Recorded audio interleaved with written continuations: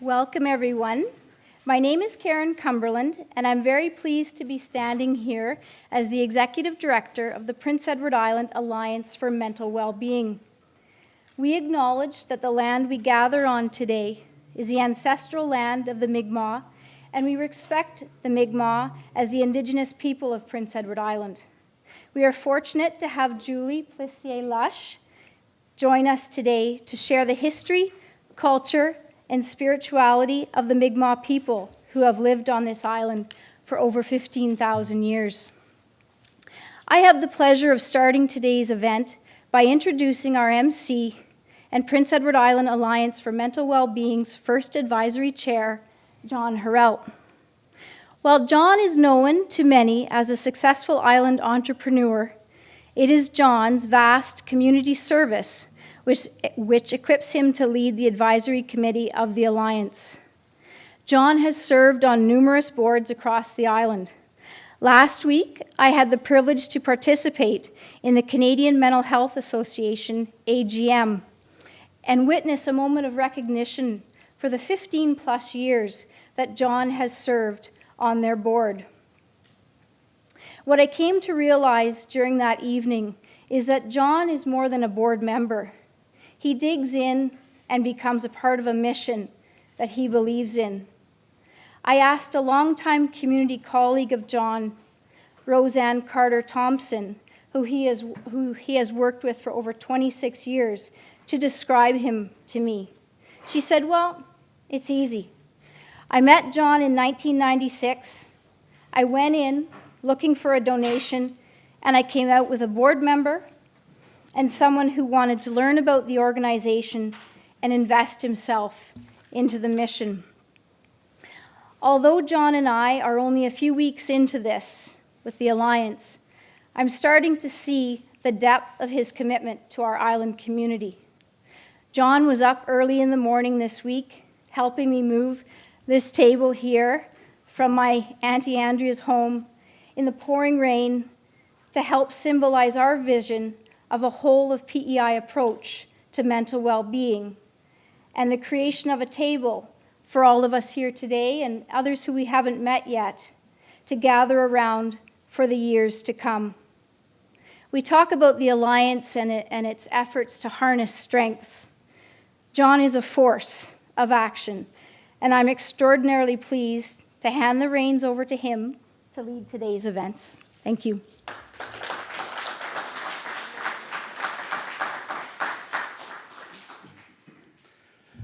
Well, thank you, Karen. After that, I don't know if I'm going to disappoint people with my speech.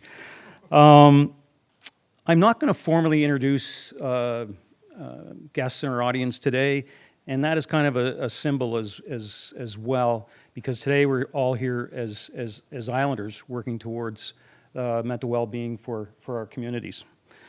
Having said that, good afternoon, everybody, and I want to welcome Karen to the role of Executive Director. Karen grew up on the island, and I'm happy to say we have lured her back here in this role. Karen has worked for 20 years on health initiatives at the local, provincial, and federal levels, particularly in engaging with stakeholder groups.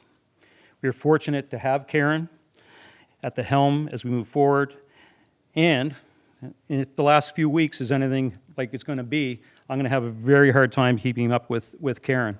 And as she said, I got to meet her auntie Andrea, and I can see where it all comes from, because in the few minutes that I spent with her yesterday, she could be a force to be reckoned with as well. So Karen, it's been a pleasure getting to know you in the last few weeks, and your family. I feel very fortunate to be here with you all today to formally announce the launch of PEI Alliance for Mental Well-Being. I can honestly say that the creation and funding of an entity such as this is real representation of who we are as islanders. Think about it. When someone is in need, what do? We rally together. We organize community benefits, drop off items of food, offer them drives, simply visit and share a cup of tea around the kitchen table, which we have over here. As islanders, we care about each other, and we see the value of coming together for that common good. With that, I'm proud to say it is essentially what the Alliance is all about. The Alliance has been created with that very vision in mind. A group of people looking to make a difference for others, coming together around a single table. Through the Alliance, we will harness support and expand all the assets and hard work already being done across the island to support mental well-being. We'll be focused on building relationships, expanding partnerships, and learning together how we can optimize the mental well-being of islanders. We'll be working with existing partners, plus reaching out and expanding this network, because we all have a role we can play through our social networks, families, workplaces, schools, and communities. I was thinking about examples that I could use, and I remember back in 2014 when I was chair of the community outreach organization, and we had a fund that we gave out as grants, and it was mostly cultural. And some of them were large, as some of the art installations you see around the province, but the ones that really stood out for me were the little ones. And I think about the Women's Institute, some of the Women Institute grants that we gave of $2,500, $5,000. And that was amazing what that did, because that was allowing those little organizations to leverage what they do in the community. And at that time, they were looking at how they could bring new membership into it, because it was certainly an aging group, and that was a wonderful example.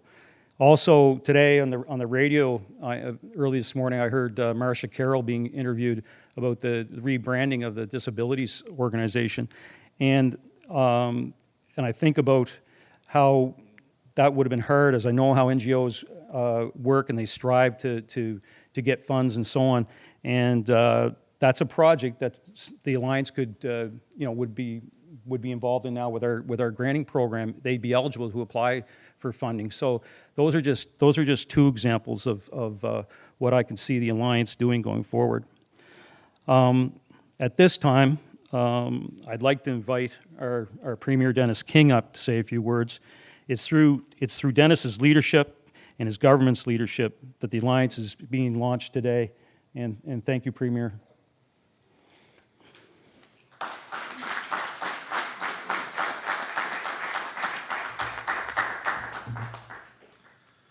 Thank you very much, John. Good afternoon, bonjour, Quay. To my colleagues from the legislature who are here, and there are many, and to all of those who are here representing themselves or other organizations across the province, I say a welcome. It's a real pleasure to be here today with Karen and with John and so many familiar faces to celebrate the launch of what I certainly feel and many feel is this much-needed alliance. I feel there's a bit of a storytelling approach to this because, and I appreciate that very much, because we are all, a big part of our mental health and our well-being is that story of ours. And a big part, and one of the most simplest and most powerful ways to begin the healing process is to share that story and for others to listen. As a government, we try very hard to listen.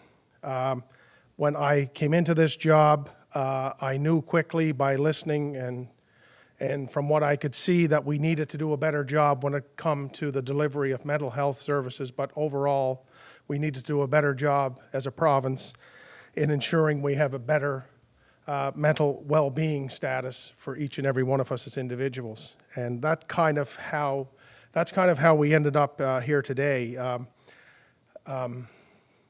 Talk is cheap, we know that. Actions speak louder. Actions bring with them a price tag.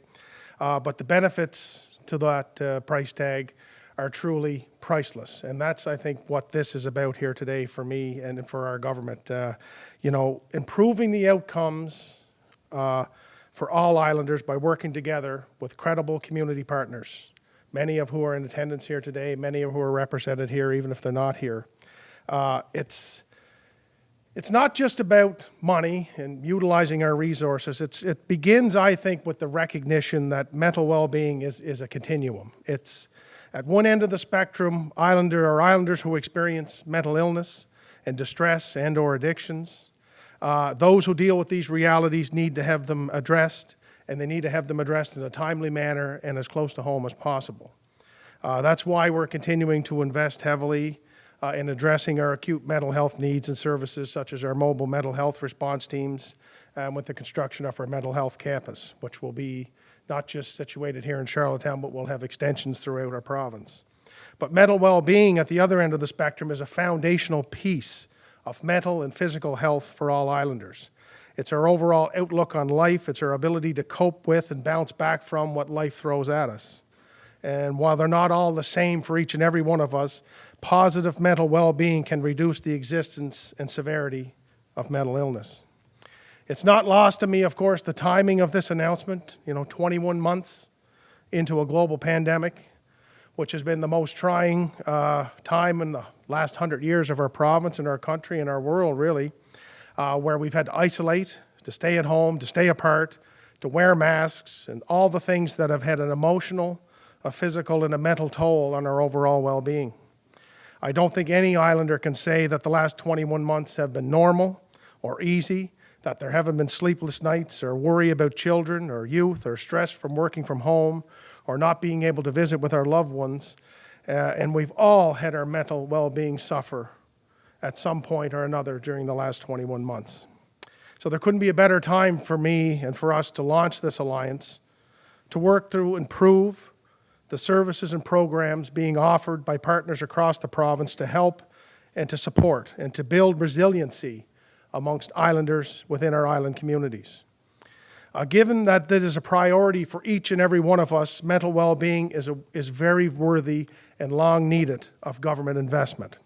So when you think about it, most community organizations, regardless of their purpose, contribute to the mental well-being and the resilience of members or clients.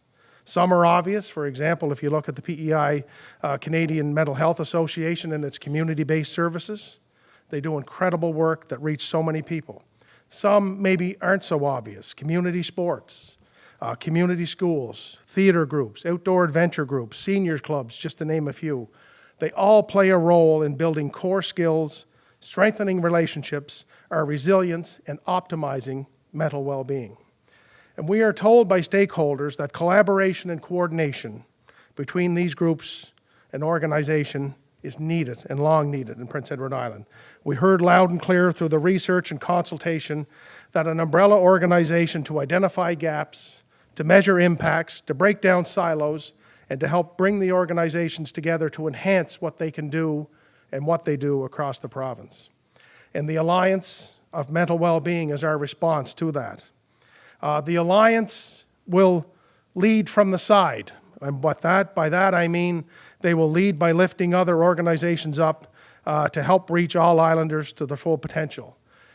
They will not be inside of government, they will be outside of government. Government will be a financial support, government will be a partner, but this will be an organization that will run outside of government.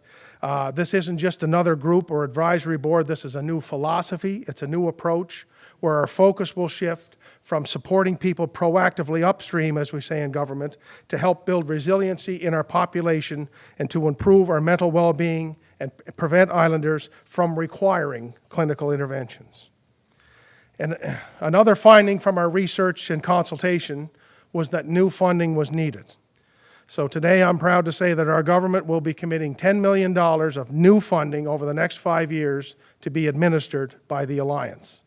This funding will be in addition to the existing funding for our NGOs and community groups, all of which we have entered into long-term, consistent funding agreements with.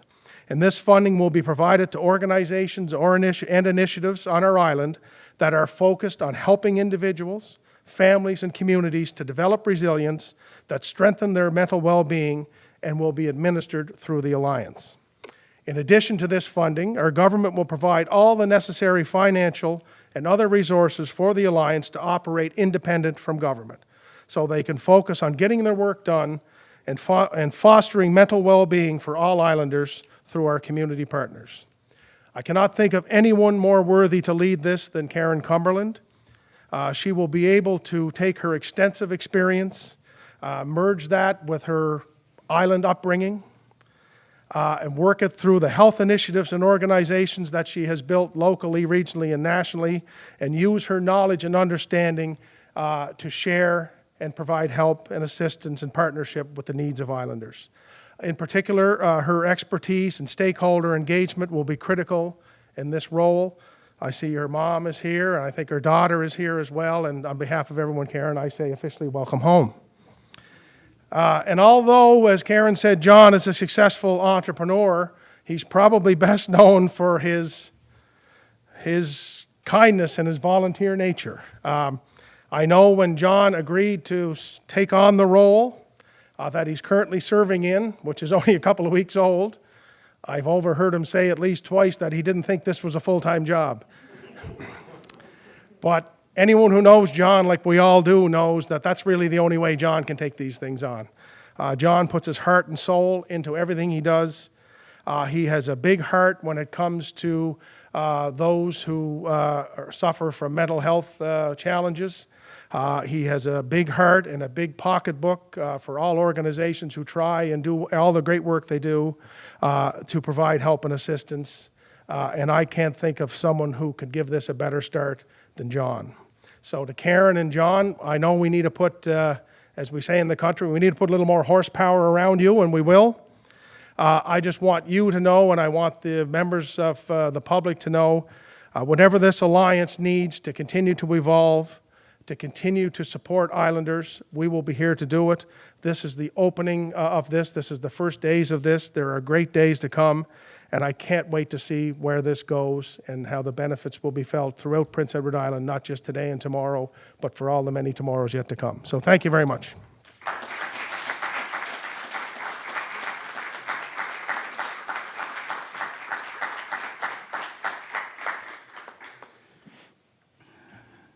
Thank you, Dennis. I think what you're saying is Karen's the brains, I'm the shovel, and you're the bulldozer. Okay.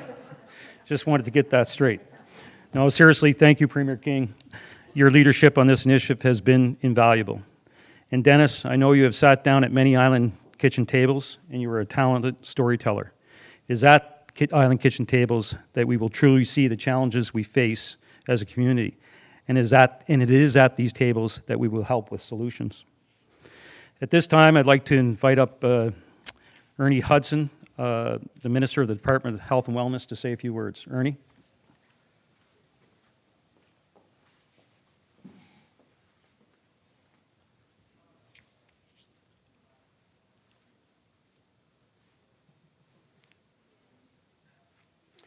Yeah, the great thing about these masks, when you wear glasses, two things. They completely steam your glasses up, and when you go to take the mask off, if you're not really careful, the glasses end up right down on the floor. But anyway, thank you, John, for the introduction. And certainly I want to acknowledge the Premier. Denny, your great support, your great leadership on this file. It's, I know, appreciated by all Islanders, and certainly appreciated by me as the Minister of Health and Wellness. And the other ones here at the front, Karen, John, Julie, always great to see you. Sophie, thank you. And before I get into the text, the main text of what I have here, also want to acknowledge staff that are here in attendance with us today from the Department of Health and Wellness. And as Minister, I want to thank each and every one of you for the great work that you do day in and day out. It is appreciated by myself. I know it's appreciated by all Islanders as well. Also acknowledge the Leader of the Opposition, Peter Bevan Baker. Peter, great to see you. Minister Alward.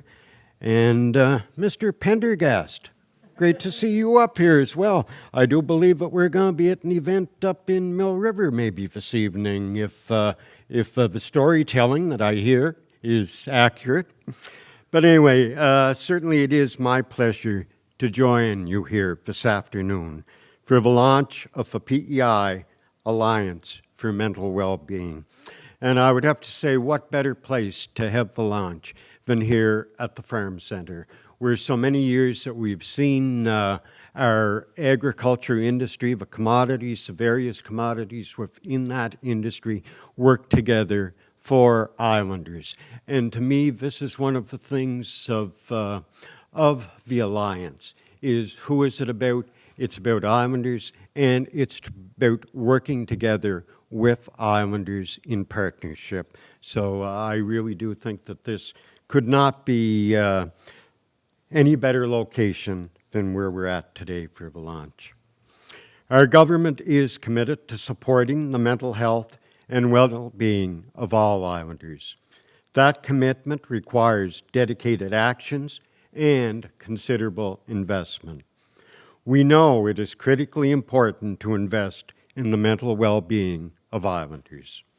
Mental well-being is our overall outlook on life and our ability to cope with and to bounce back from what life throws our way.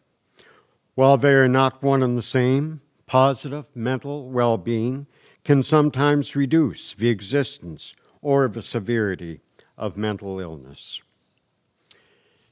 The province continues to partner with many different organizations such as the Canadian Mental Health Association here in PEI, which certainly in my previous role as Minister of Social Development and Housing, we had a great relationship at that point in time, and that great relationship does continue. But the community organizations and to partner on a variety of initiatives, and we are very appreciative of these organizations, their support, and their expertise as we continue to work together. The work in supporting mental well-being in families, workplaces, recreation, and all areas of life will have a positive impact in communities and in the province as a whole. Mental wellness is important to each and every one of us. The Alliance will support mental well-being projects and initiatives provided in communities from tip to tip, right from North Cape to East Point. It will provide financial support to enhance existing programs and services and to develop additional ones to meet emerging needs. We recognize this is a great need, and we are working daily to expand the supports for all Islanders and planning for improvements. Together, with the help and working together with the Alliance and our department, we are identifying needs, addressing challenges, and moving forward. And I know there's always more work to be done. I want to thank you for the start of your amazing work and making a real difference in the lives of Islanders. And I want to extend a special appreciation to Karen. Great work that you have done to this point. I know that it will continue, and it's great to have you back on the island. So once again, I look forward to all the great work I am sure the Alliance has ahead of them. Thank you.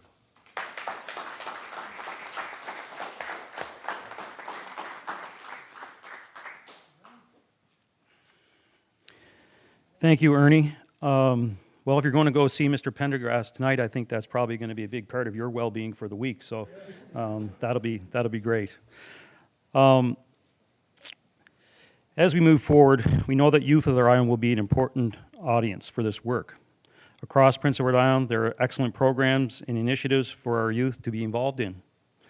One such community organization with a long history here on the island is 4-H. We are pleased to have Sophie McDonald from Bridgetown, PEI, here with us to say a few words. Sophie is a recent graduate with her Bachelor of Science degree from UPEI and has been involved with 4-H since she was 9 years old. Sophie is a former 4-H member and has continued to give back to that organization as a member of the PEI Council Board of Directors, the PEI representative on the 4-H Canada Youth Advisory Council, and a member of the PEI 4-H Home Economics Committee, and overall leader for the Grand River East 4-H Club. You're as busy as me, Sophie. Thank you so much for being here with us today, Sophie, and I ask you to come up to share a few words.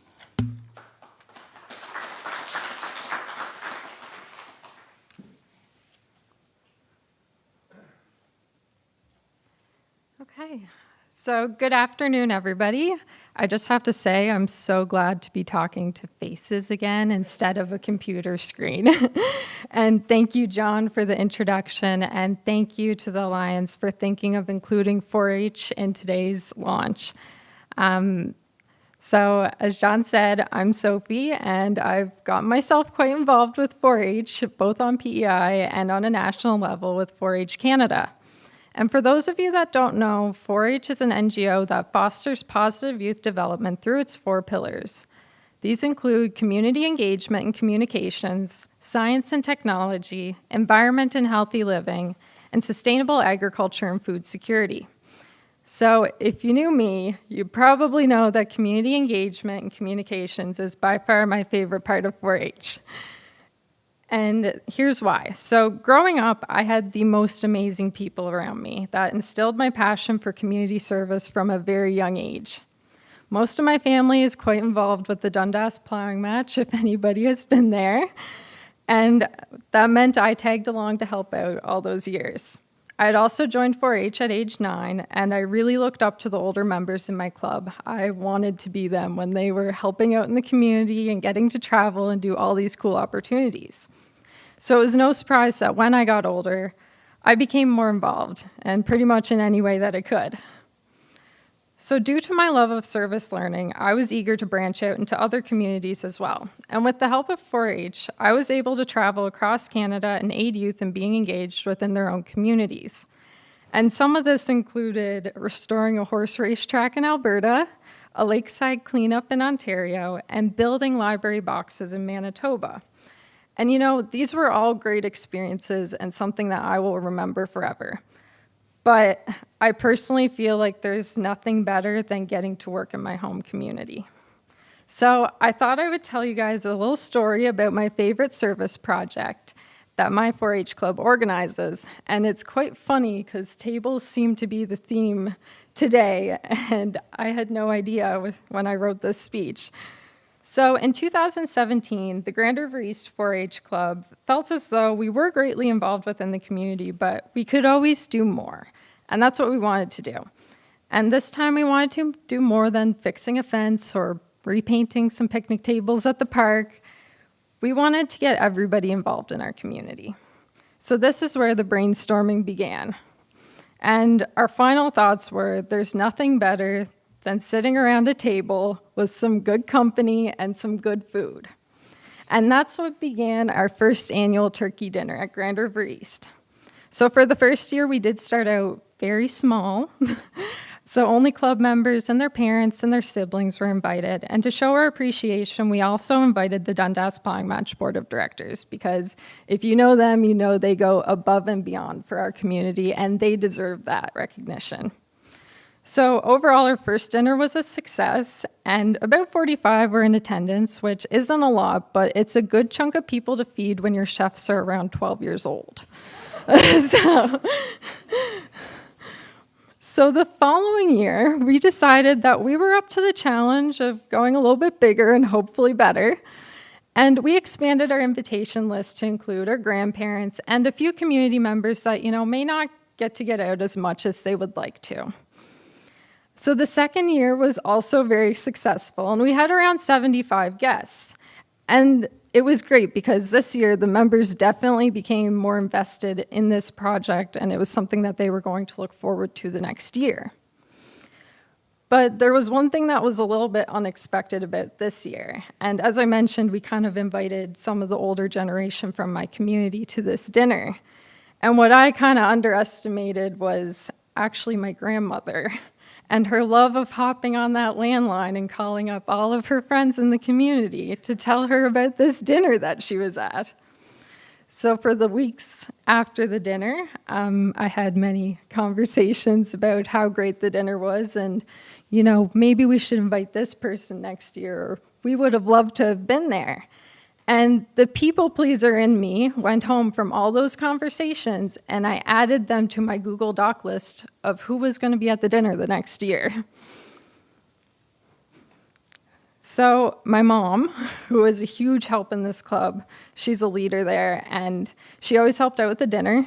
She thought 45 people is a breeze. We're used to having family dinners quite often. And then the next year, 75, that was a bit of a worry for her, but it went great. But I can still remember very vividly the look on her face when I broke the news to her that in 2019, our guest list was almost 150 people. And she was pretty worried about that, but I thought it was going to be great. And it was. So like other years, the dinner was amazing. But what made this one even more amazing was being able to take a step back and take in the energy that was in that room. And let me tell you, it was like nothing else I've ever felt. And, I can genuinely say that because 4-H has taken me across Canada and into the US, and I've had many opportunities. But this dinner will always be at the forefront of my memories as a member. Something about hearing the clanking of cutlery and the talking and the laughs and seeing the smiling faces and the mixing of generations all around the table having dinner was just so special. And it melts my heart to reflect back on past dinners and the growth that I've seen in our 4-H members. At first, they weren't entirely sold on spending their weekend cooking a turkey dinner, which is understandable for young kids, but now they look forward to it. And some of these kids would have flew around the table with the food and placed it in front of a guest and then left in the blink of an eye. But now at the 3rd year, they're staying by and having a conversation with them as they deliver their food. Some of the shyest kids in our club who wouldn't say a thing at the first dinner, the 3rd one, they were actually greeting guests at the door and showing them where they could sit. The growth of their human skills was so amazing to view, and this all happened because we did something simple, like having a turkey dinner with everyone in our community. I know members are hopefully looking forward to having a turkey dinner in 2022 because unfortunately COVID canceled it in 2020 and this year as well. But because I'm very proud of my members in the club, I will say they have been planning something pretty sweet for the people that are normally on the guest list. I won't say because we're live streaming, but they can expect something soon. We have not forgotten about them. Now, obviously, sharing this story was not to prove that we can cook a turkey dinner for a lot of people, but to show a glimpse of how one small group of youth has the potential to create memories and leave a lasting impact on their community, as well as all their mental well-beings. And when you think about it, we're just one club of 20-some on the island. There's many others doing things like this every day. And if you want to go further, 4-H PEI is just one of the organizations on PEI that has deep roots within their community. So this is exactly why I'm so thrilled to hear about the launch of the PEI Alliance for Mental Wellbeing. Providing the resources for community-based organizations for them to understand and build upon the mental well-being and resilience will be a major asset moving forward. And if more people get to feel that same magical, warm and fuzzy feeling that I get when I'm looking at everybody eating a turkey dinner, then I can say with complete confidence that I'm very excited for the future of Islanders and the PEI Alliance of the Mental Wellbeing. So congratulations on your launch today.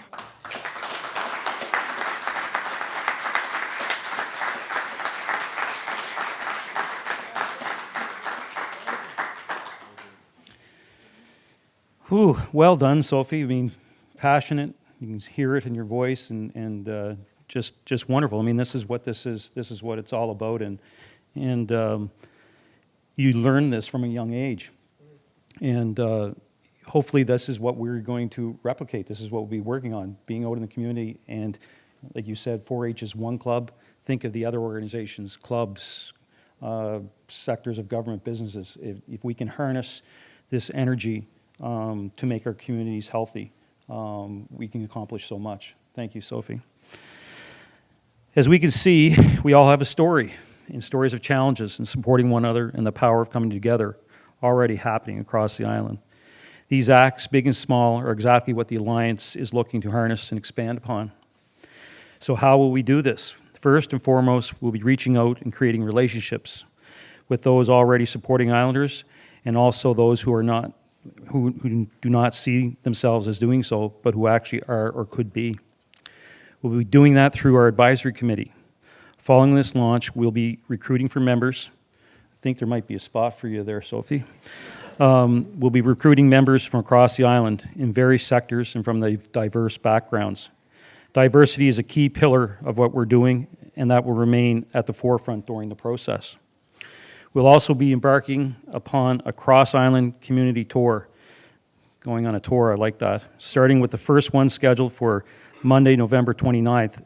And I just want to add that though we're officially launching today, Karen's already had me on tour. This is about my 6th stop on the tour. So during these sessions, Karen and myself will be listening to what is happening in the communities, seeing how we can work together and provide support. This engagement process will help guide our initial work plan and activities. I'm also very pleased to speak about the grant program referenced by the Premier earlier. We are today able to officially announce the Focusing Action for Positive Change grant program. This is a 5-year commitment of $10 million to be invested into island community groups and organizations for the purpose of harnessing and expanding mental well-being activity across the island. This program will be open for its first round of funding in early December, with funding flowing to partners in March.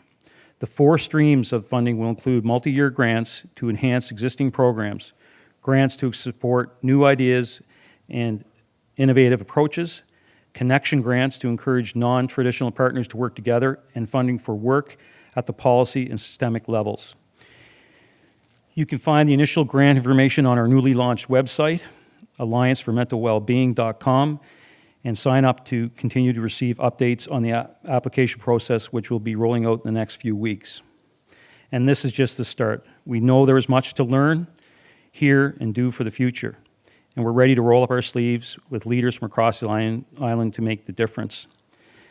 And again, it's about the little things. A lot of things have happened this week. It's been very busy, but in the middle of this whole week, and it wasn't planned this way. I'd signed up a long time ago, but I took my assist training for 2 days on Tuesday and Wednesday, which is the applied suicide intervention training. And so it was an emotional couple of days. And last night at 1 o'clock in the morning, I received a text from somebody, and the text came to me, and it was about somebody that was concerned about somebody's health, to the point where it was describing what I had just learned this week in my training about suicide. And that program is delivered by Canadian Mental Health by 2 trained individuals, and there's going to be more trained. But again, this is where the Alliance can connect with organizations, roll out programs, or those programs being brought to. And I was thinking this week when I was taking that training, could there be a version of this that could be taught in our schools to our students? So these are the types of things that excite me and look forward to getting out and initiating.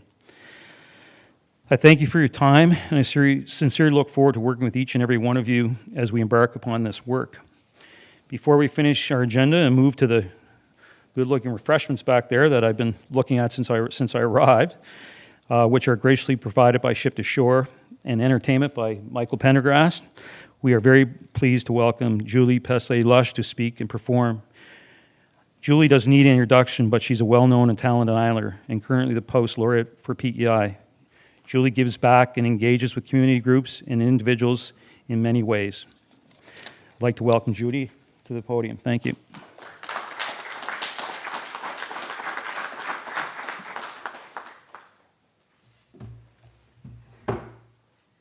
Gwe, Jalasi, Ndeluisi Julie, hello and welcome. My name is Julie. I am so honored to be here today to speak at this event and to share some points of view. I talked to Karen and we did some talk about what should be shared, what she envisioned this day to be like, and I opened up my filing cabinet of stories and things, and there's so many things that I wanted to share. And I said, do I have an hour? And she said, you have about 5 to 10 minutes. And I was like, okay, I'm totally good with that. But what I wanted to share is I was thinking back when I was a young girl, and we lived here in PEI, and then my dad decided to go and become a United Church minister. So we traveled to Kingston, Ontario, and then when he graduated, we moved out to Grandview, Manitoba. While I was there, I think it was about the loneliest time in my life. I was 10 years old, and every day I would get up and sort of trudge off to school. Dad had work. It was just him and I. And it would be a lonely time for me. I would spend a lot of times just at home reading and writing and doing all those different things. But I was always, there was this emptiness. And then one day I went to school, and my music teacher looked at me and he smiled and he went, "How are you doing today, Julie?" And I was like, "I'm fine. What did I do? Did I do something wrong?" And then all of a sudden he started saying, "You should come and do music class." So I went and started music class. And then every day I'd walk in the room and his eyes would light up and he'd say, "Good morning, Julie." And I would feel this, that I was valued, that somebody out there in this great big world, was happy to see me. And it made such a difference in my life, in my outlook. And then I started to actually smile at the other kids in the school that I didn't really know, and we started talking, and everything was sort of built up, just like those building blocks of your mind, all those things that make you stronger as a person. And I really credit that moment of time where he must have seen somewhere that there was a young lost girl that had nobody to look up to try to find value in herself. And he gave that to me. And when I think of this program, I think these could be those eyes here in this province that look for those people that might not even know that they're lost, and give them that smile and say, "How are you? How are you feeling? Are you doing well today?" And you know what? It can change a person's whole life.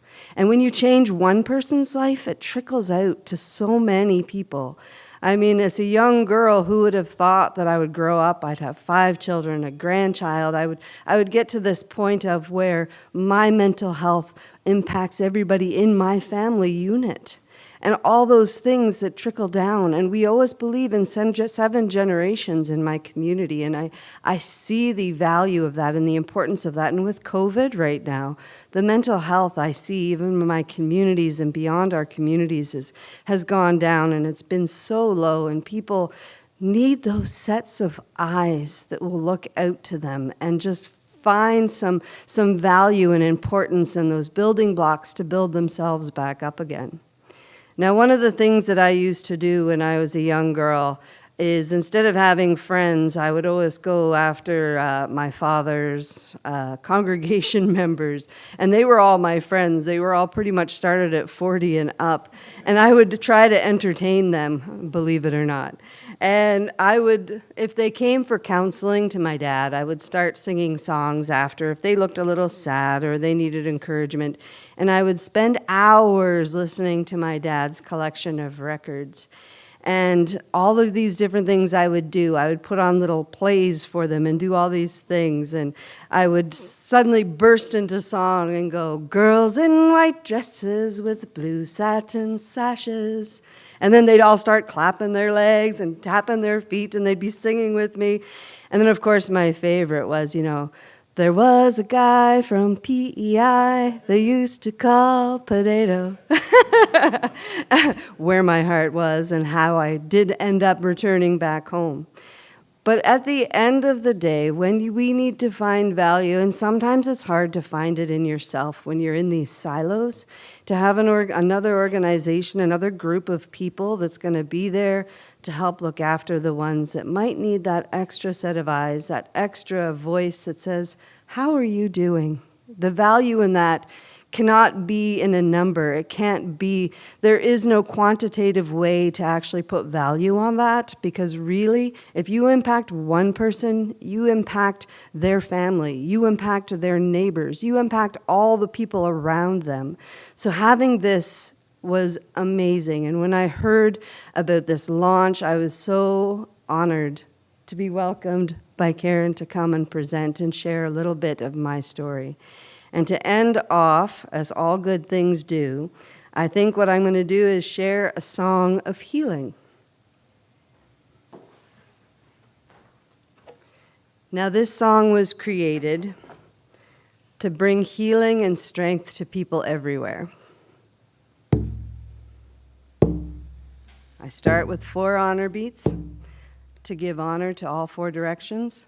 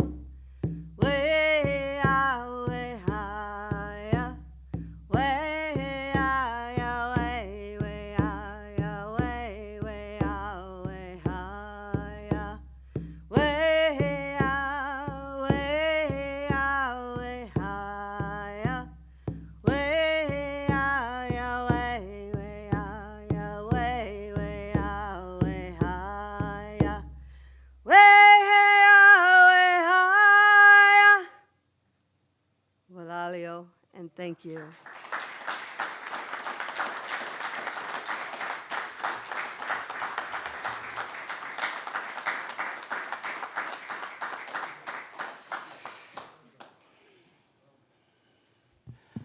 Thank you so much, Julie, for bringing us today, your passion and your talents and sharing with it.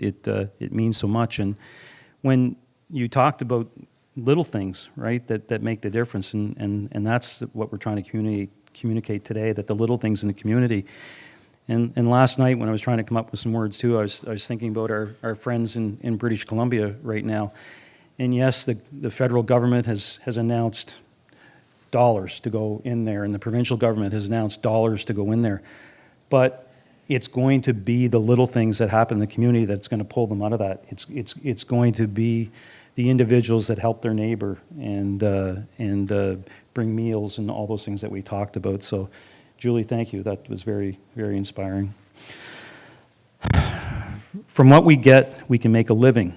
What we give, however, makes a life. It's my favorite quote from Arthur Ashe, who was a great athlete, tireless advocate, and mostly importantly, a wonderful human being. Thank you, everybody, for being here today. We're going to have some great music from Michael. We're going to have some great food served here in the back, and look forward to seeing you all again soon. Thanks very much.